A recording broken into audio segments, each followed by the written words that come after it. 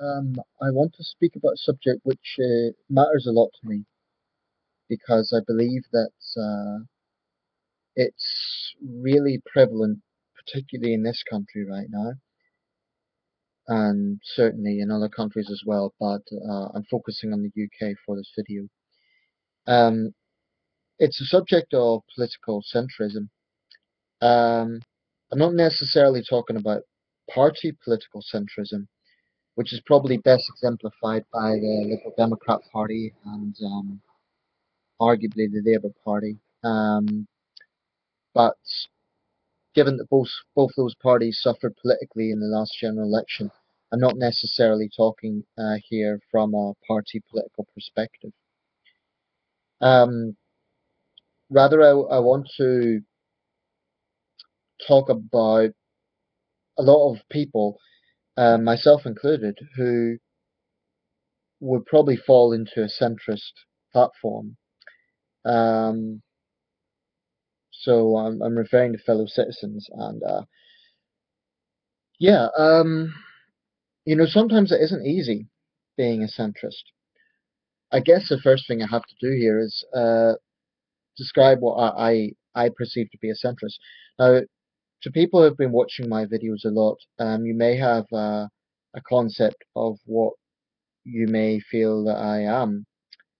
Um, I'm always cautious about pigeonholing myself in terms of ideology, so centrist is something that I find I'm quite comfortable with.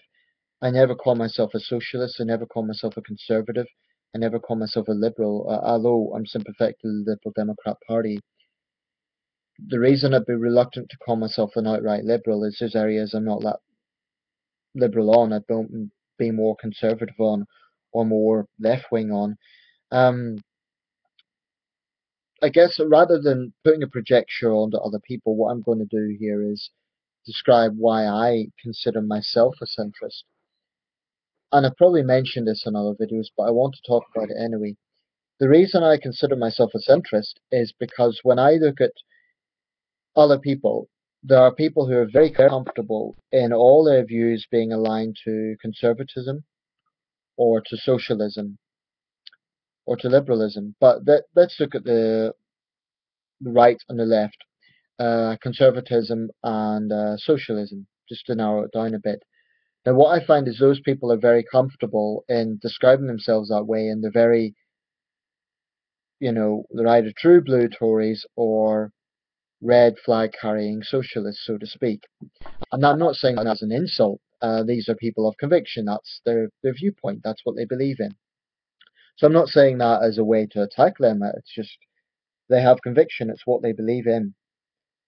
But for those of us who would have views that can be described as both left and right wing, then it's quite a lonely position to be in. And this is interesting because actually I believe there are a lot of us out there. It's just that those who are on the sort of hard right or the hard left tend to be more vocal.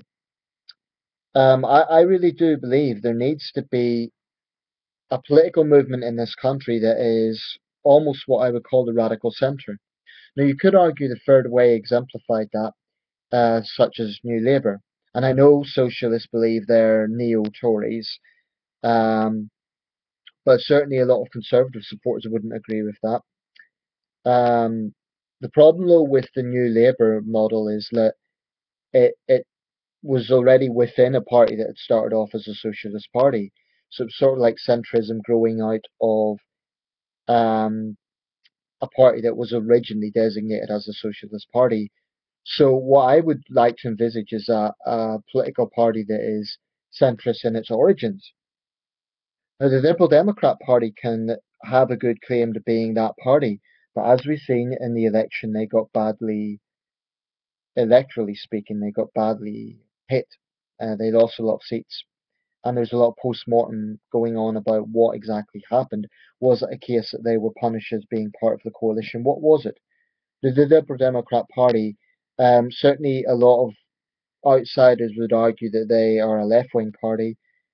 They are more to the political left, but they're certainly not as left as, for example, trade union Congress or parties that are definitely on the hard left. Um, the thing is, I find myself in agreement with both right wing views and left wing views. And I'll give you a context here. Today there was big anti austerity protests in London. Now, this is why centrists like me sometimes find ourselves alienated. I find that I'm in agreement with a lot of the general goals of the protests. They were protesting against austerity cuts, they were protesting against vilification of the unemployed, and they were protesting against the wealth poverty gap in this country. Now, those are all, in my view, noble causes. I've no big issue with any of those campaigns. But what I find is these sort of protests. Now they bemoan the fact that these protests don't get mainstream media coverage. I agree with them there. I think there should be more coverage, for example, from the BBC on these sort of events, because these are not small scale protests. These are big protests. But what I find off-putting about these events is they tend to be taken over by organizations that have a goal that have goals that go well beyond simply being against austerity. I mean, every Saturday in Newcastle, which is the nearest city to where I live, nearest city where there is large scale protests, because you don't really see large scale protests in Sunderland. Um, I had a debate recently, and it was an amicable debate. It wasn't shouting much, but basically, the guy was from the Communist Party, and he approached me and he asked me to sign the petition. It was against cuts, and I said, look, I more or less agree with what you people are talking about in terms of being against cuts, but I don't want to be aligned with the Communist Party because I have just as much unease about communism as I do with neo-blue Toryism. And I made this point to him, and he said, "Well, you don't have to be a communist to agree with us," and so on. So to be fair, he was being quite civil and polite. But I have noticed there are a lot of people on the hard left who had a very, very narrow sort of thinking, um, and they basically, they accuse their opponents of being very narrow-minded. But actually, if you don't entirely subscribe to their line of thinking, then they will brand you a Tory. And they're very skeptical of centrists like me. Um, Either you sort of endorse their thinking 100%, or they will raise questions. I'm not making a generalization here. I'm not saying everybody who is on the political left or everyone who calls himself a socialist is like this. I've no problem with the average socialist, okay? But what I'm saying is there is a far left element that always is very vocal in these demonstrations, and I think that puts off the wider public. These demonstrations always attract anarchists, and they always attract people who are definitely have an agenda that goes well beyond just being against cuts. I mean, for example, why is it always necessary to bring in the Israel-Palestine conflict into these events? Why is that? What has the plight of Palestinians got to do with cuts in the UK? I'm, I might sound like that's a contentious viewpoint, but I really don't understand why they would bring that into it. Now, if you are campaigning for the plight of Palestinians as an issue, okay, campaign on that. But why bring that into an anti-cuts demonstration? Because that, as far as I'm concerned, that's a different subject. It's not. It's got nothing to do with government cuts in the UK. And sometimes when I see some of the leaders of these demonstrations, they bring in a whole range of issues that have nothing to do with anti-austerity. I mean, what they're saying is that in an era of austerity, you get the far right capitalizes on that, and I understand that. But what they have to understand is when they become cheerleaders for basically Islamism and other threats in our society, when they give the impression that they're overlooking these problems, then frankly they just look like they're being incredibly naive.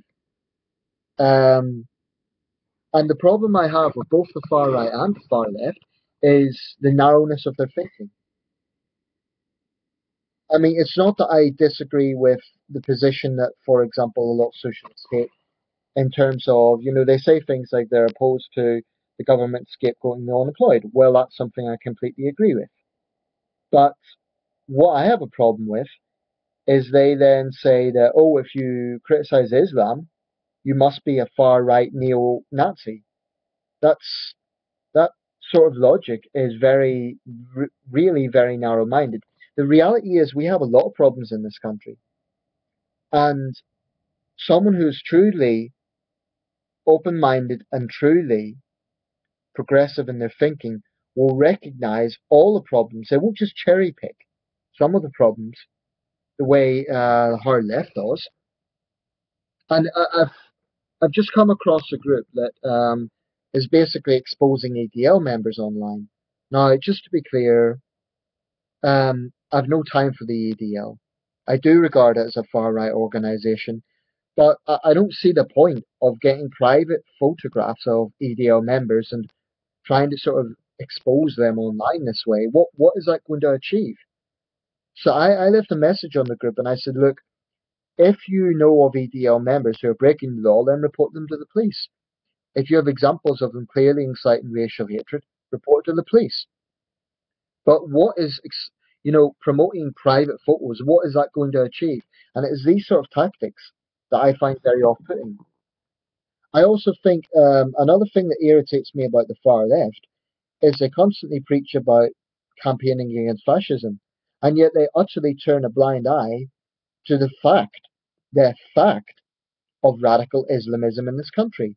Now, it's precisely the sort of bullshit political correctness that means that problems like the Rotherham sex abuse scandal were not tackled efficiently, because blithering idiots on the far left uh, really do believe that anyone who talks about these problems is an Islamophobe.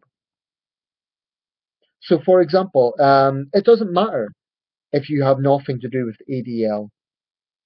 In their very narrow thinking, if you even talk about these problems, then you must be an Islamophobe and you must be a supporter of the EDL and a knuckle dragging neo fascist.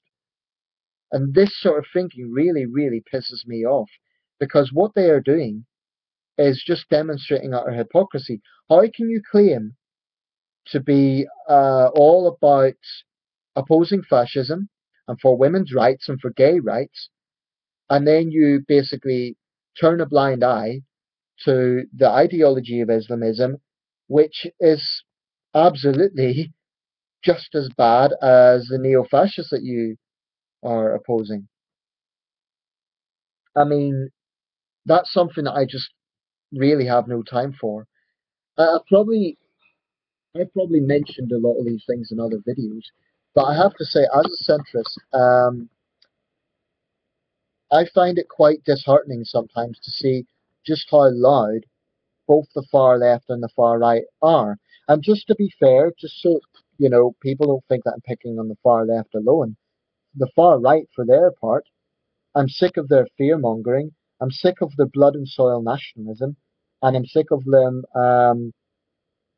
saying that they're not against all Muslims. And then, if you look at any EDL forum, and this is why I don't trust the EDL, if you look at any one of the forums, okay, the admins will say things like, "Oh, we've got no problem with average Muslims, we're just opposing Islam." But if you look at the sort of people who support the EDL, look at the videos, you'll see statements like ADL, let's send these Muslim savages back to their homelands, and this sort of thing. It's pure blood and soil nationalism, and it is very dangerous. So I have no problem with people opposing the far right, but I do not trust Unite Against Fascism, because I believe Unite Against Fascism act as cheerleaders for. They're basically convenient cheerleaders for the for radical Islamism. I mean, they may not realize they're doing it, and it may be a case that they are incredibly naive, as opposed to willfully acting as cheerleaders. But when they basically endorse politically correct notions that Islam is above criticism, I really feel quite angry about that, because they say that they're opposing the ADL for stirring up hatred against Muslims, but then I want to ask them, well, wait a second, why don't you prove that you're condemning all fascism and you're opposing all extremism? If, as an organization, you claim that you're opposing fascism in this country, why are you not opposing Islamofascism? I know that's a contentious term, but I don't see it as a particularly problematic term. When you consider some of the views of radical Islamists, I really don't think it is that far off the mark. When you consider the agenda that Islamism is all about, this is a real problem in this country. And I consider violent political Islamism to be just as big a problem as the far right. Now, those of us who do believe in being responsible shouldn't take our eye off the ball, and we shouldn't assume that there isn't a problem with the far right. I mean, look at Anders Breivik. So there is a problem with militant people out there who are determined to use aggressive tactics. Now, the EDL will say that they're peaceful, but it's not peaceful, marching through town and city centres and then barging into mosques and, uh, you know, acting in this paramilitary sort of manner. That is not the sort of secular democracy that I want to live in. But likewise, I really wish the far left will wake up and recognize that there really is a problem with Islamism as well. And as a centrist, I really get fed up with both sides because I think they're both problematic. The far right scapegoats all Muslims, and the far left have their head in the sand. So basically, in many ways, I'm just a normal guy who sees problems in society and wants to speak out, but I want to be very cautious who I align myself with. And I am someone who does not trust Unite Against Fascism. I do think the mainstream politicians need to be wary about how close they are to that organisation. I believe as an organisation they have a lot to answer for in terms of why they will not speak out against Islamism whilst claiming to oppose fascism. If they were to do that, if they were to be consistent in their approach, for example, if they were to oppose the EDL and at the same time oppose the likes of Abu Qatada and Abu Hamza and Anjim Chowdhury, then I would say, yeah, they're decent people. They're trying to tackle extremism. But the very fact that they only oppose the far right whilst completely ignoring Islamism suggests to me that they're frankly blithering idiots and that they have a specific agenda. Rant over.